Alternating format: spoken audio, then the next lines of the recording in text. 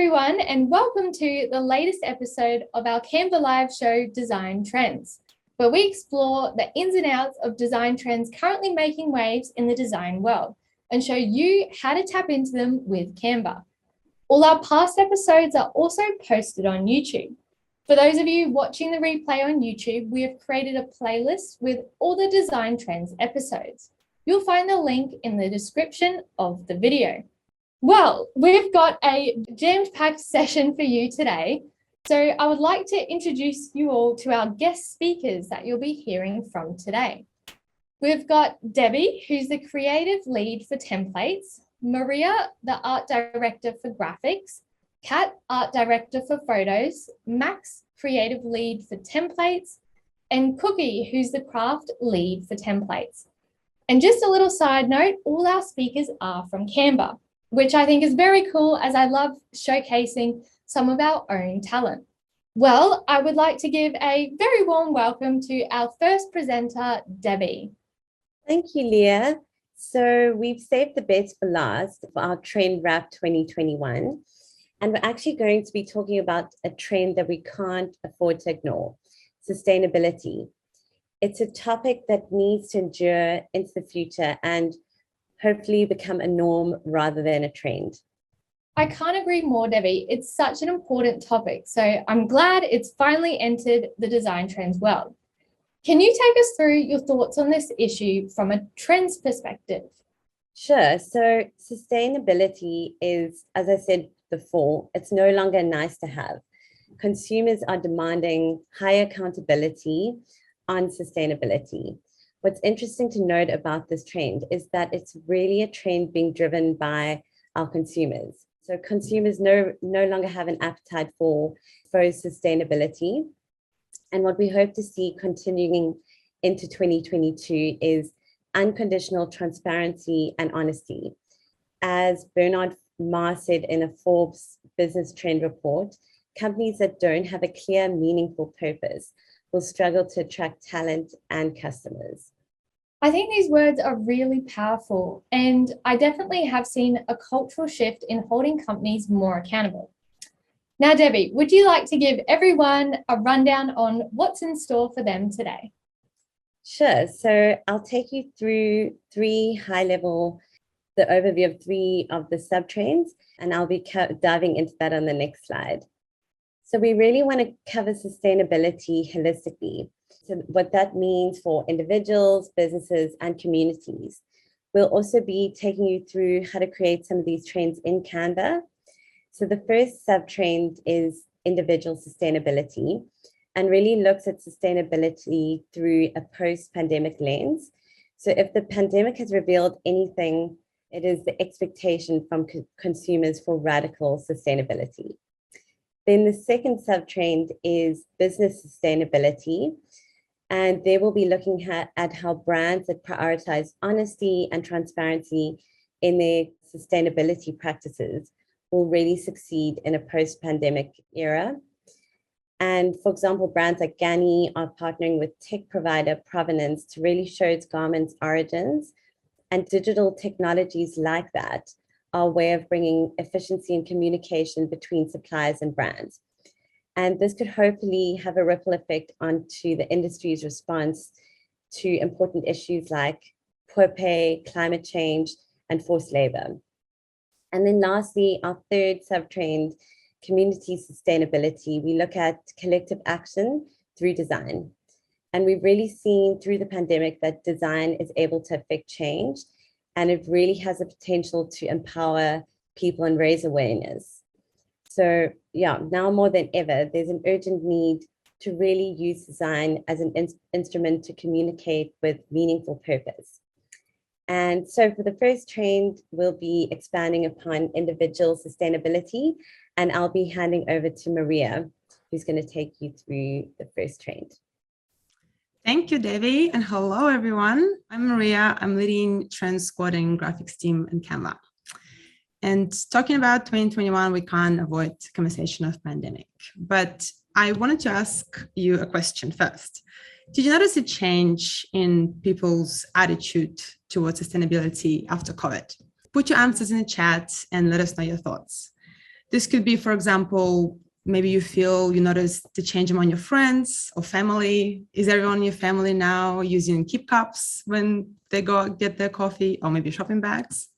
Well, I think most of us can agree that there's new sense of urgency to take better care of the planet.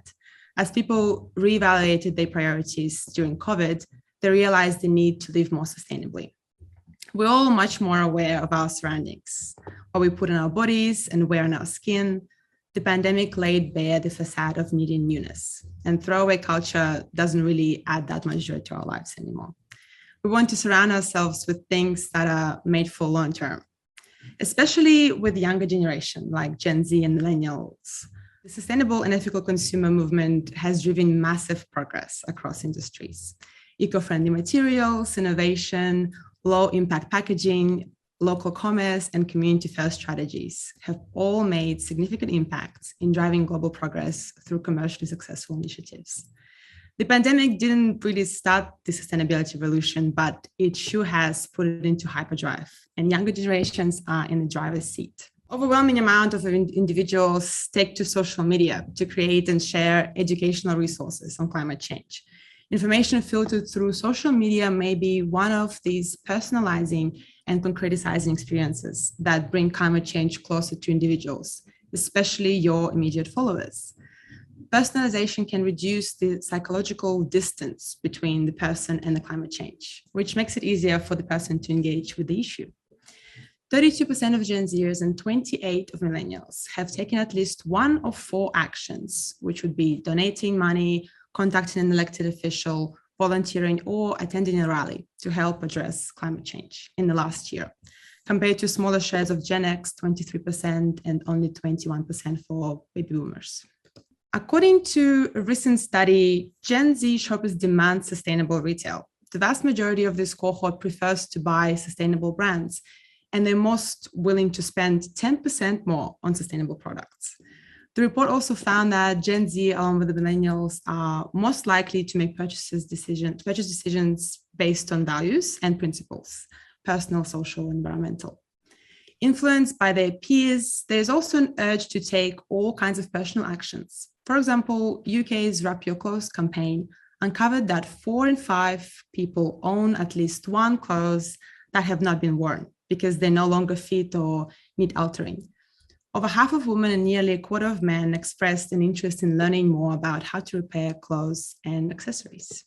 While major corporations and even some mid-sized companies may have resources to fall back on, small businesses globally have been affected significantly, which is reflected in the change of consumer behavior.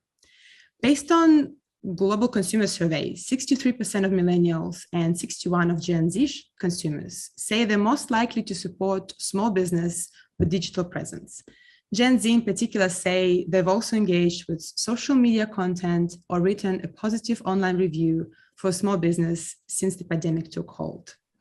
According to post-COVID-19 consumer research, the pandemic has permanently altered the behavior of Australians, for example, and in many ways brought out the best in a nation's shopper. 78% will continue to spend more money they normally wouldn't to support workers or struggling businesses. And the overwhelming majority, 97% of those, have shifted to shop locally and are seeking to maintain this behavior. 44% believe small businesses got better at customer service, offered more personal level of service and more options for delivery. The report also highlights that the pandemic has taught Australians to be patient. In fact, 80% will be patient with brands offering slow customer service or fulfillment, and only 23% want a chance to speak to the manager after a bad experience. In addition to that, ethically minded consumers are shifting away from personal consumer activism into investing in businesses that are aligned with their values. These consumers vote with their wallets and champion sustainable commerce. This growing consumer cohort will look past one-off sustainable collections or vague CSR initiatives. The emerging post-pandemic consumer will set new standards by pushing brands to evolve expectation of individual consumerism, consumer activism into more strategic, systematic, and interconnected actions. Well, at Canva, as Graphics Trends Squad, We're always keeping up with most relevant trends and populate the library with beautiful, unique, and usable elements. Here are a few examples of elements that are focusing on small and local businesses. Feel free to take a screenshot of this slide for your future reference. As mentioned, talking about individual activism, it's impossible not to mention resale boom. According to the global data statistic, the US-based secondhand market is projected to expand 39% between 2019 and 2024, reaching $64 billion industry, twice the size of the fast fashion industry. The secondhand effect report states if everyone bought a secondhand garment in 2020 instead of a new one, we would have saved 5.7 billion tons of carbon dioxide emissions. This is the same result we would get if we took 500,000 cars off the roads a year. The circular economy approach in the fashion industry aims to expand the use of products and develop a more sustainable and circular systems.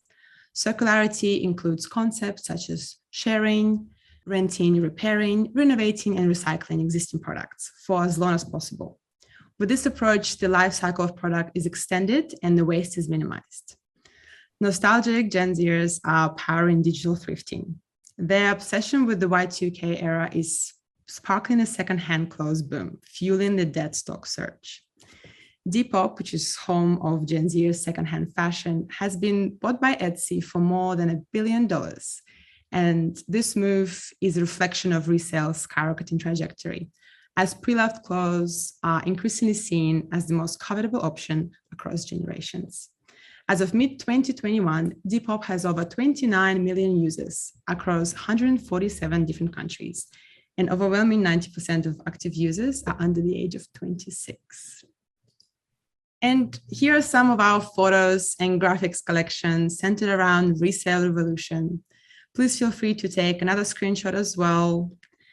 And to summarize, as consumer literacy around systematic issues grows, partly as a result of pandemic, of course, we will see shoppers think more in terms of systems, and they will expect brands to do the same. So basically, I'm going to take you through how to recreate this trend in Canva.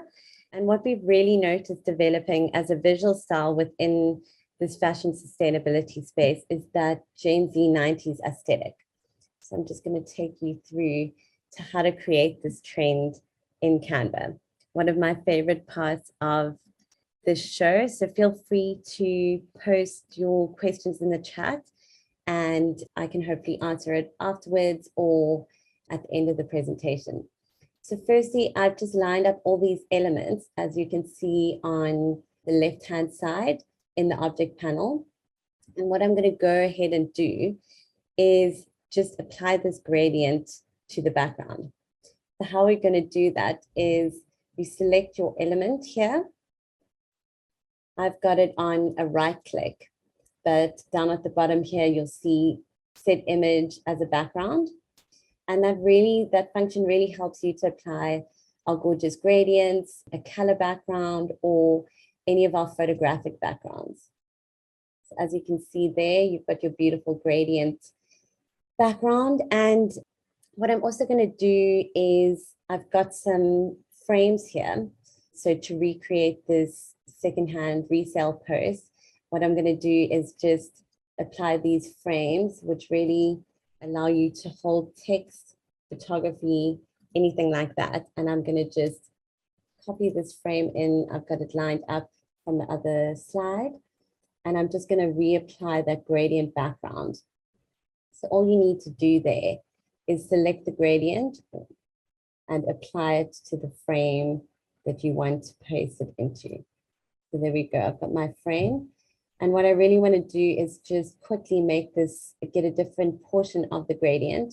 So I'm going to go ahead and double click within this element. And what that allows you to do, you'll see there's a nice frame around this element, and I can just drag it bigger or smaller, whatever you want, just so that my text will stand out, and then click out again. And I'm going to do the same for my second text segment. So Command C, you can just copy into the other portion of your template. So go ahead, Command B, and you'll see my frame has reappeared. And what I'm going to do here is just repeat that process. So go to the object panel, select my gradient, and then just drag it into the frame. Make it slightly bigger here. And these really provide really nice standout, almost text boxes for your content.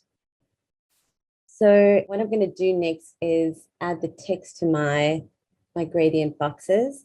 And for this aesthetic style, what really works is a nice mixture of a really wild font. So I would call that a display font, and then quite a plain font so that you can have all your details. Your standout font will be your wild font, which I'll show you now. And then if you've got any details that you want to go ahead and post, I've kept the font quite plain. So in this instance, I've used Garrett, also available in the Canva library. And I'm going to go ahead and make this text white just because I feel like it still stands out, but it fits more into the aesthetic quality of this post. I'm going to go ahead and click back to my folder. Another really cool thing that we have in the library are these gorgeous tan type foundry fonts.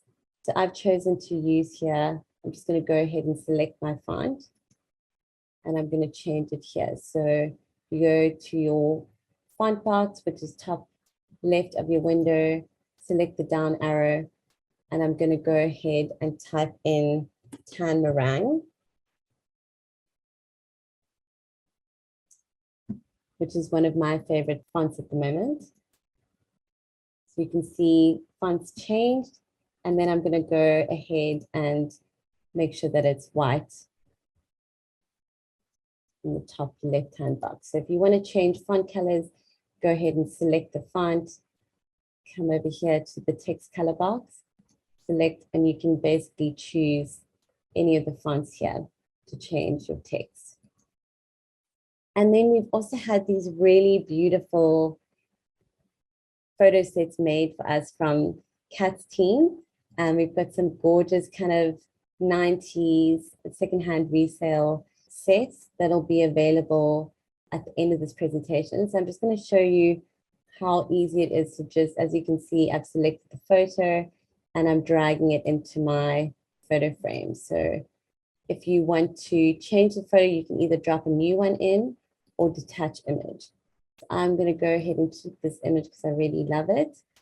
And then on the right here, you can see I've got space for another photo. And the one that I'm going to select is from almost like this Skater Girl collection. Really, really gorgeous.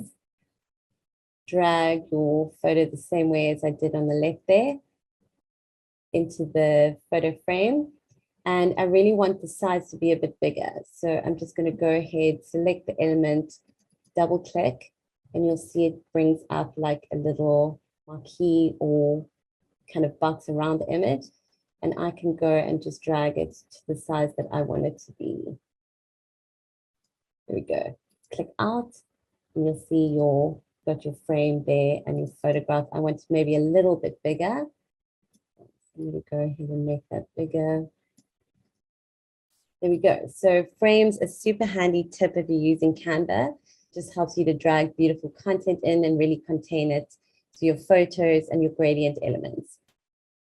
And then to finish this post off, Maria and her graphics team created these awesome secondhand stickers for us. So really bringing back that 90s kind of aesthetic. And I'm going to go ahead and drag this down to cover this photo. So that really like handmade feel is really trending at the moment. And I'm going to just grab the corner and drag it down. What's great about Canva is that it just scales altogether. So you don't have to select anything else. It'll just scale your element and keep the proportions really nicely. And then the second sticker that I'm going to use, speak to support local. I'm going to go ahead and drag it over here. Grab my adjust tilt button over there and then just will sit a little bit to the side. And then grab your corner and resize. And that's it. So, sustainability has long been a watchword among businesses, but it's definitely taken on a new level of urgency during the pandemic. And the link between human behavior and our environment is more evident than ever. So is the need for collective action. For retail in particular, the pandemic has highlighted a number of problems like the fragility of global supply chains and the undervaluation of factory and warehouse workers. The general data across other retail industries are also quite staggering. For example, the fashion industry accounts for about 10% of global carbon emissions and nearly 20% of wastewater. If we look back to the year 2000 even, when 50 billion new garments were made, today, just 20 years later, that figure has about doubled. And in the beauty industry, it's estimated that between 20% and 40% of beauty products actually end up as waste. So while consumers are now becoming more conscious and intentional with their personal practices, they're also demanding more from the retail industry, especially the brands that they support. Consumers now more than ever are demanding accountability. And businesses are slowly realizing that greenwashing and performative sustainability no longer cut it. So the rise of conscious brands worldwide comes directly from this increase of a more brand conscious consumer that better understands his rights and responsibilities as a part of the market staging. The last decade has been defined by a growing ethical consciousness among consumers. A 2020 global study by IBM found that 40% of customers now seek out products and services aligned with their values. So for a more visual grasp of just how much things have changed, let's take a look at B Corp's numbers, which are up here on the top right corner.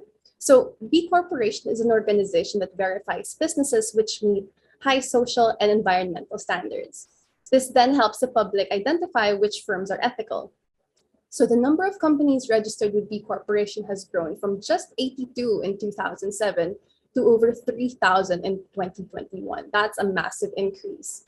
So in this emerging business model, retailers, manufacturers, suppliers, brands, and consumers are each taking responsibility and ownership over the collective need for a more sustainable future.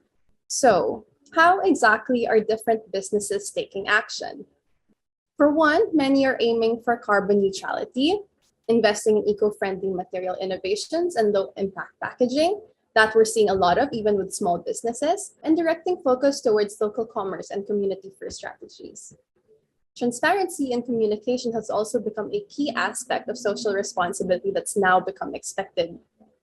And this is where design becomes a key tool in effectively communicating to a brand's customers what they are all about, what they stand for, and how exactly they are taking action.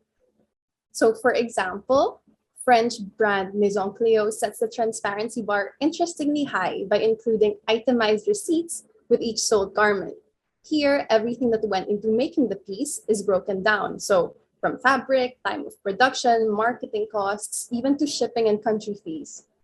Through this, they demonstrate their commitment to producing handmade ethical pieces for a fair price. Our next brand we have here is Misfits Food. So back in their early days, when they were producing juices, they focused on fighting food waste and addressing supply chain inefficiencies by using fruits and vegetables that would have otherwise been thrown away. And today they make ethically produced, what they call veggie-forward meat products for consumers who want to reduce their meat consumption, which usually has a higher environmental impact. And finally, in the beauty industry, skincare brand Everyday Humans has taken numerous sustainability pledges for the planet through eco-friendly packaging and production and teaming up with nonprofits like 1% for the planet. And then they communicate this to their audience in an appealing way. So if you jump onto their website, for example, which is fun, vibrant, and highly engaging, especially for the younger Gen Z or millennial consumer, they have in bright green running text, their front page touts everything they want you to know about their brand. So that it's cruelty-free, plant-powered, and plastic neutral, just to name a few. So it's this level of communication, transparency, and commitment that consumers now expect from businesses. This new level of accountability challenges brands and businesses to evolve or stay behind. And if this is done correctly and earnestly across sectors, the goal is that in the near future, this will no longer be labeled as sustainability, but just the normal way that business is done. That's about it for the business sector. And if you jump onto the next page, you'll see some elements that we've been hard at work to produce for the Canva library that will help you in creating sustainable designs. If you haven't already, I would definitely recommend taking a screenshot of this slide as well. So this is a list of all the search terms, and I don't think we've got any more questions at the moment, so I'll hand it back to you, Debbie. Thanks, Leah. So I'll be handing on to Kookie for our third and final sustainability trend, which is community sustainability. Thank you, Debbie. Hello, everyone. I'm Cookie, and I'll be talking about our last sub-trend, community sustainability. But before that, I would like to ask you all, what sustainability efforts have you been seeing around you or in your community? So please share them down here on the chat. And while I'm probably waiting for some responses, I'd like to share like a few things that I know. So here in the Philippines, we have a small design studio called And a Half that organizes Discord meets where people can talk about sustainability issues that surround them and how design solutions can possibly help. So that community vibe where like-minded people who promote sustainability get to talk about the ideas with each other. And I'm seeing some answers here. Beach cleanups and recycling drives, yes. Use of paper bags instead of plastic, yes. I've been seeing a lot of that around. So yeah, thank you so much for your answers and keep it coming. I'll go back to it in a bit, but I can talk about community sustainability. This subtrend shows the varied ways communities apply creativity in their approach. There's no longer one definition as to what activism sounds like, looks like, or feels like. From soft, gentle, and patient to straightforward and simple, to bold and urgent approaches, we see that what ties activism together is a sense of creativity and community. In the words of Genta Chumil, activism is demanding and tiring, but is also healing and loving. The definition of activism transforms because of the various ways people express their needs and values. It is a product of collective action in a variety of lenses. We open ourselves to various forms of activism because contributing to the wellness of the earth is a shared responsibility. A one-size-fits-all approach cannot work anymore, and so we welcome these new ways of thinking about the issues that we face. So now we ask, what are some ways that creative communities help promote sustainability? So for one, designers are organizing together to create exhibits that express the ways they see various environmental issues. As such, they create more awareness and visibility to today's pressing issues. Next, there have been a slew of publications, whether in the format of online, print, magazines, or zines. Creative ways of information dissemination are manifested through an editorial and artistic way of storytelling. This makes our issues more relatable and compelling for our attention.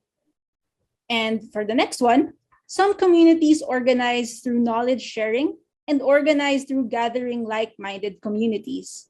They widen and expand our knowledge of issues that are relevant within our closer communities, allowing us to act within our circles. Discussions and conversations are being organized through a variety of avenues like Discord channels, podcasts, and in the form of events and workshops, both face-to-face and now even online. And lastly, creativity also manifests in community movements where people are able to come together and amplify their voices through the impact of design and participation. This can be in the form of protest, community partnerships, co-creation with communities for healthier spaces, and more. So now that we've seen a spectrum of ways people are acting towards one overarching goal, the spectrum of activism also shows in visuals and content that we see and experience. As Kenta Chumil mentions here, there is no space for gatekeeping or policing in activism. Inaccessible activism is not activism. So what does activism look like? So activism can also look like it's approachable, compassionate, and restorative. This reminds us that while there is a sense of urgency, we need to care for ourselves and work with our pace so that we don't burn out in the long term. This restorative tone and approach allows us to show up for our community more compassionately. And you will see that there are some existing Canva elements that cover this approach. It's characterized by warm and vibrant colors and more loose and rounded shapes. You can take a screenshot of this, or there will be a slide afterwards with all of these. Next is activism can be simple, straightforward, and blunt. The power of photography lets the message speak for itself. The fonts used for this approach are simple, no frills, and easily readable. This approach makes a statement that this is our world right now. This is the people that face these problems, and this is what you need to see for yourself. And in relation to this approach, these are some photos in our library, so beautiful, that have a focus on nature, its volume, shapes, and textures.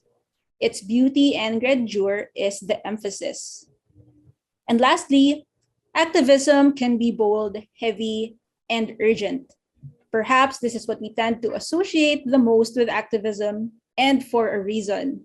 It is facing the fact that there is a sense of urgency to approach these issues, and so it is expressed with boldness and with impact.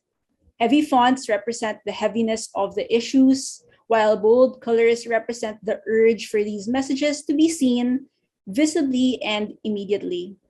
And in relation to this, we have a variety of fonts in our library that reflect this approach. These are chunky, heavy, and tight, but at the same time, they remain easily readable even from afar. Mixed with bold and high contrasting palettes, a sense of urgency can appear in your design. Now that we have run through some of the ways community sustainability is creatively practiced, Max will be teaching you how to add some movement to these sustainability templates. Adding motion to your design can express more impact, especially when appropriately done for the message that you want to come through. And now, let me pass you on to Max. Thanks, Cookie. Now let's bring some of these trends to life through motion and help amplify your sustainability message. So today, I'm going to show you 2 ways of bringing your templates to life with existing templates in the Canva library. So the first way to add motion to your design is by using our animated presets. So before we do anything, let's take a moment to look at the design and think of what sort of animation would be appropriate. The animation and design should work hand in hand and complement one another. Animation creates an aesthetic just as much as any design element. So in this instance, we have a couple of good inspiration points.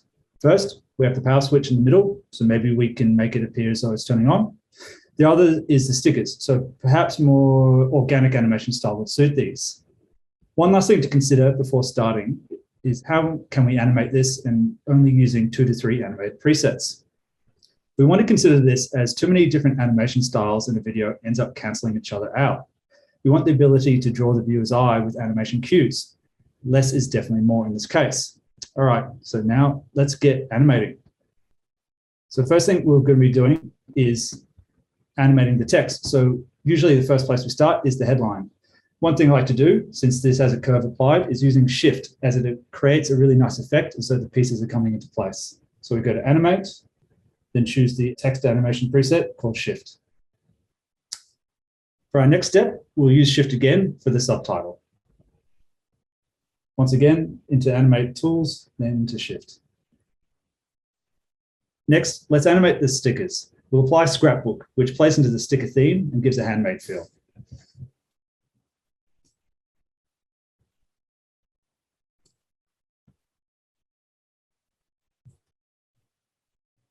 Now we have the switch element in the middle. We want to make it look like as though it's turning on. So what we'll use is rise, which works perfectly well to give the effect that it's sliding on. We'll select the hand, the circle, and on.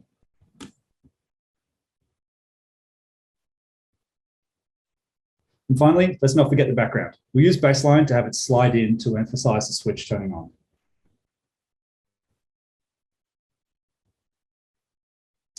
So now there might be some of you in the audience now who are keen-eyed observers. So you might have been counting how many different animations I've applied. So just before I mentioned limiting yourself to 2 to 3 animations, but in this case, I've used 4, which might sound like I'm contradicting myself. But in this case, you can use similar design styles, or animation styles rather. So in this case, baseline and rise are very similar. So to recap, we've used shift for the headline and subtitle, we've used scrapbook for the stickers, and then rise for the switch elements in the middle, and baseline for the background element. So really, in the space of a couple of minutes, we've brought this design to life really quickly.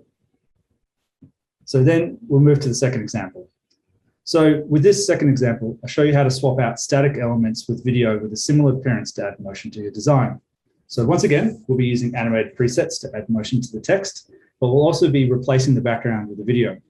So this might be a new concept to some of you in the audience. For this, we'll be using video as a texture. So what do I mean by using video as a texture?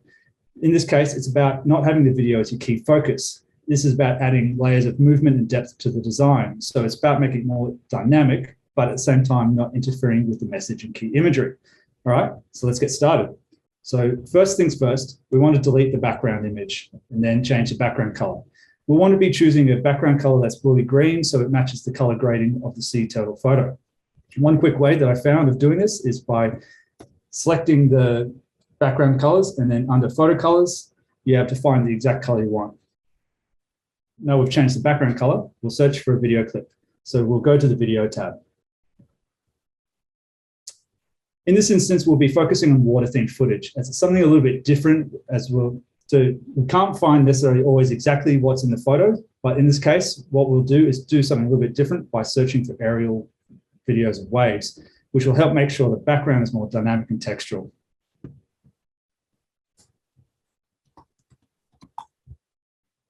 So as you'll see, there's a heap to choose from. But main thing you want to be keeping in mind is when using video as a texture is something that's not too contrasty or busy. So you can still keep on reading the words as well as not distracting from the key image. So once you've found your video, you want to add it to your template itself. So in this case, I've found a video of waves before. So click and drag. In case you missed that, you can, just like photos, replace the background. So right now it's too long. So you'll see up in the top right-hand corner, it's 33 seconds. For most social video, you don't want it to be that long. So what we need to do is trim the clip. In this case, what I'm going to do is make it roughly about 5 seconds, which in most cases will suffice. The way you do that is that you go up to the trim tool and you can grab the handles on the left and right-hand side. What you want to be doing is finding the most interesting part of the video clip itself to keep viewers engaged. So by the looks of this, as you can see in the representation of the whole clip, probably the first few seconds is where the sweet spot's at. Once you're happy, click done. And then from there, you'll have a 5-second loop of your video. So now it's a case of you can't really read the text as well as you could previously. So what we need to do is drop the opacity. So in some cases, depending on the clip that you've chosen, it might need to be dropped by a little bit more or a little bit less. In this case, I found that the sweet spot is roughly 50%. So now that we can read the text and see the image a little bit better, we can now start moving on to animating the text. So once again, since I'm a sucker for shift and curve, I'm going to apply that. So again, go to the animate tool and select shift. We also want to be adding some movement to the photo. In the video editor, we actually have some photo specific animations. So if you move the element away from the photo to be able to make it selectable, we can click on that. Go to animate.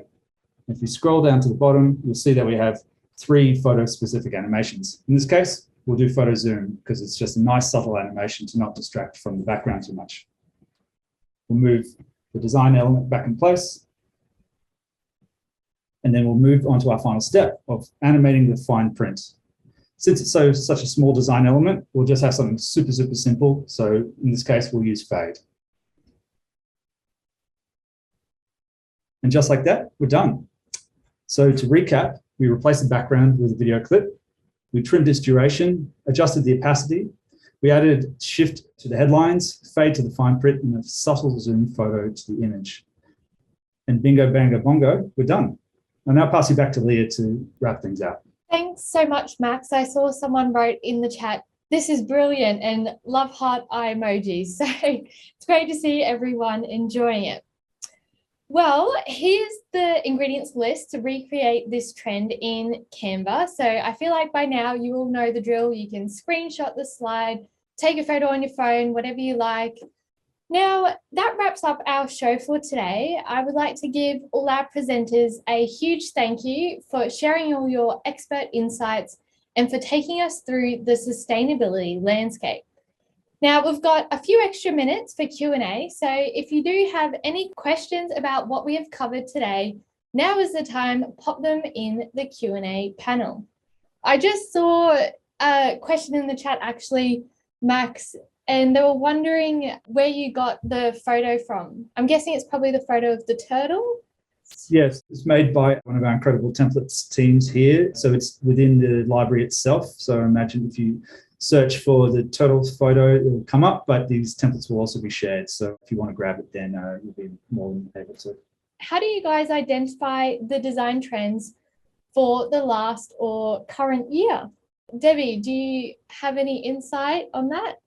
Yeah, so basically, I think what we really try and do at Canva, I know everyone puts out a lot of design trends every year regarding like fonts that are going to be really in or 3D that's really going to be in.